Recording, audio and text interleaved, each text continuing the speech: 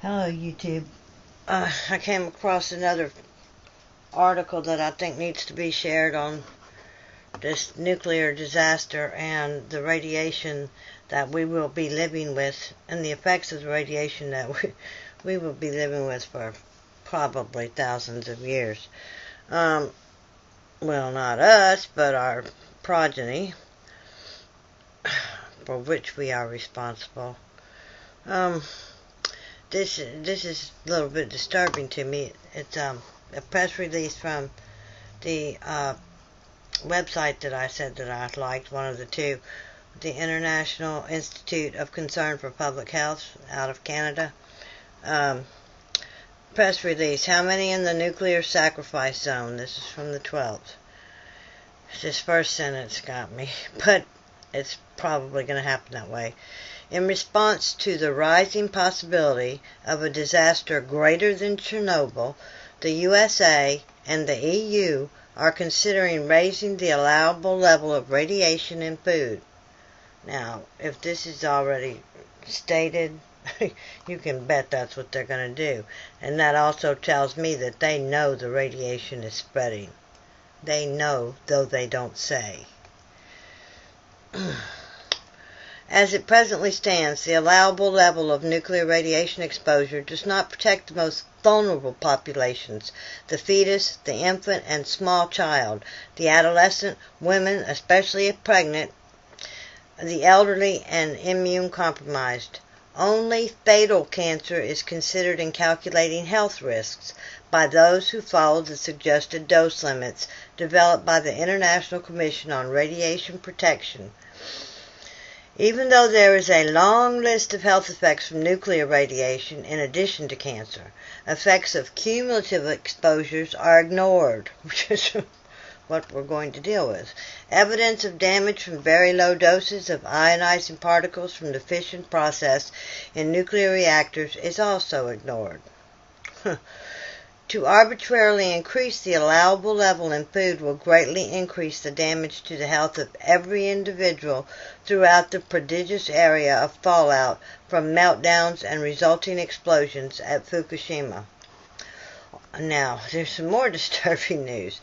On April 8th, Reuters reported that the core of, when the news reports it, oh Lord, that the core of Fukushima's nuclear reactor may have melted through the reactor core pressure vessel. Rest assured it has. There was nothing on the newscast on the CBC on that date. However, it was mentioned by U.S. Representative Edward Markey at the hearing on the disaster in the American House of Representatives. Mentioned.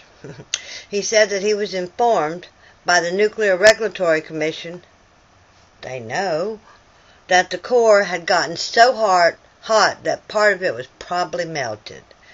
Serious danger still exists at Fukushima, I'm not sure how to say that, Daiichi reactors from the threat of criticality and serious meltdowns. The molten core material could burn uncontrollably through the concrete foundation, accessing groundwater that would turn it into steam from the extremely high heat in a confined space. On the same day, Mary Olson of the Nuclear Information and Resource Service, it's another website I gotta add, quoted from Al Jazeera, "People are acting like the worst is over, and that is just not understanding the real issues here as far as the radiological impacts." On April 9th, Mary Olson pointed out that since Unit 2 is showing signs of fission happening, the chances of something more catastrophic happening at that site are increasing. Yes, and I don't foresee any way of them stopping it. I mean, I know they're putting forth their efforts, which seem to be fruitless, but I just don't see how it can work. Let's see. She also fears that if core meltdowns get to the groundwater under the plant, there will be an explosive force that is like putting dynamite under the site, most probably. The problem is, if you get this molten fuel into that water, it could cause a steam explosion. For the rest of the reactors, dynamite under them, all right. She also pointed out that the fuel pool in reactor unit 3 is gone. What? The fuel pool in reactor unit 3 is gone.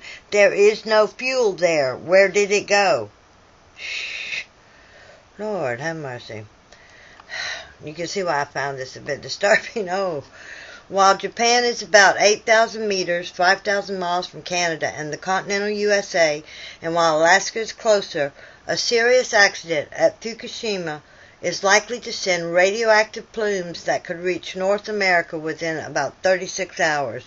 Heightened levels of nuclear radiation, particularly iodine-131, have already been detected in a number of states in the USA, in British Columbia, Ontario, New Brunswick, and Newfoundland in Canada. And this is what they're... this is a really good site. I really trust this site. How can it be justified to attempt to dismiss the danger of radiation to such huge populations by raising the allowable level of radiation in food? And this is from, I'll put the link in the descriptions, the www.iicph.org, International Institute for the Concern of Public Health. And it's a really, really good, reliable website. And while I'm here, I want to tell you a little bit about the lady who founded it, who's in her 80s now.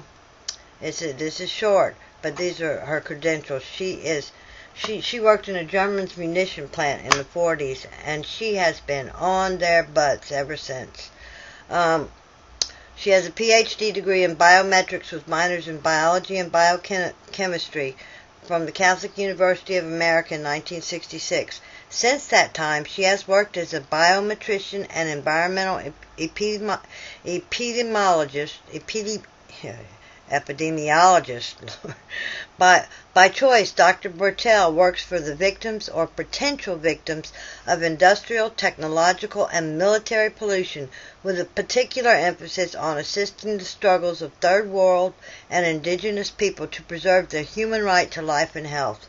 The major issues are the dangers associated with economic globalization, war, and the proliferation of chemical and radioactive pollutants as the result of the preparation for war and toxic products and processes developed from weapons research and production. And she does a lot with chemtrails too. She's defining chemical injuries for not just war veterans, but for the common person too, because of the chemtrails. The International Institute of Concern for Public Health, of which she is a founder and the immediate past president, opened its doors in 1984 in Toronto, Canada, and continues to serve as an institutional support for her work. She is also a founding member of the International Commission of Health Professionals and the International Association of Humanitarian Medicine.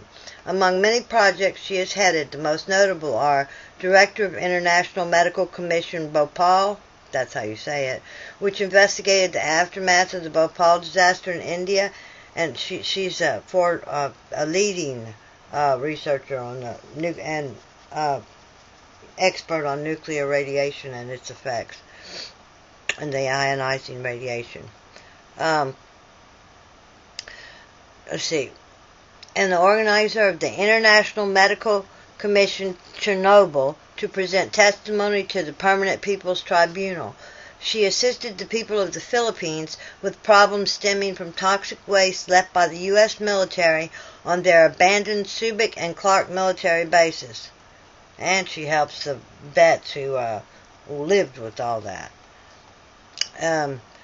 She has worked with the government of Ireland to hold Britain responsible for the radioactive pollution of the Irish Sea. I didn't even realize that happened. And is assisting the Gulf War veterans and the Iraqi citizens dealing with the illnesses called Gulf War Syndrome and depleted uranium. She acted as consultant to local, provincial, and federal governments, unions, and citizens' organizations.